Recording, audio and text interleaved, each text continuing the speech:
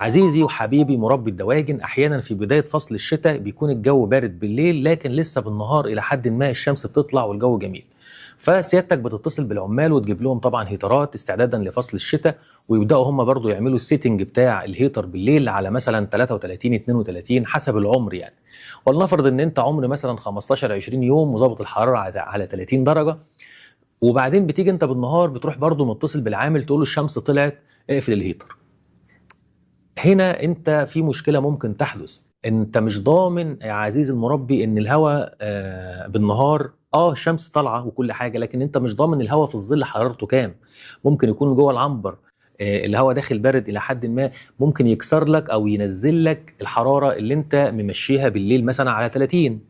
فالافضل سيادتك ان انت بدل ما تقول له اقفل الهيتر، تقول له على اقل تقدير يعني انزل بالهيتر درجتين، بدل ما يقفل الهيتر خالص بالنهار ويحصل تقلبات جويه قبل المغرب الجو يبرد شويه، او يعني عمليه دخول الهواء البارد تكون فجاه انت مش واخد بالك، ممكن العصر يدخل هواء بارد. طب ليه نقفل المصدر الامان؟ ليه نقفل الهيتر خالص؟ طب ما تنزل بحراره الهيتر درجتين وخلاص، يعني سيبه مفتوح بس امن نفسك. بدل ما تكون مثلا الحراره بالليل 30، يا سيدي اكتبها بالنهار 28 27، علشان لو نزلت عن 27 الهيتر يشتغل.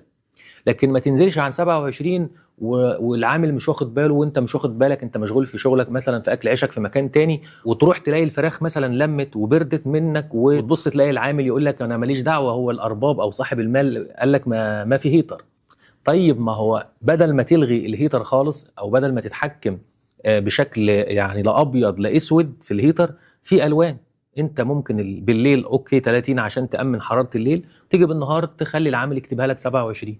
ماشي يا سيدي، مقبوله الى حد ما، لكن ما تقفلش الهيتر خالص. دي كانت معلومه سريعه، واللي حابب يعرف اكتر يضغط اللايك الجميل ويشترك حالا في القناه علشان يصله كل جديد. والسلام عليكم ورحمه الله وبركاته.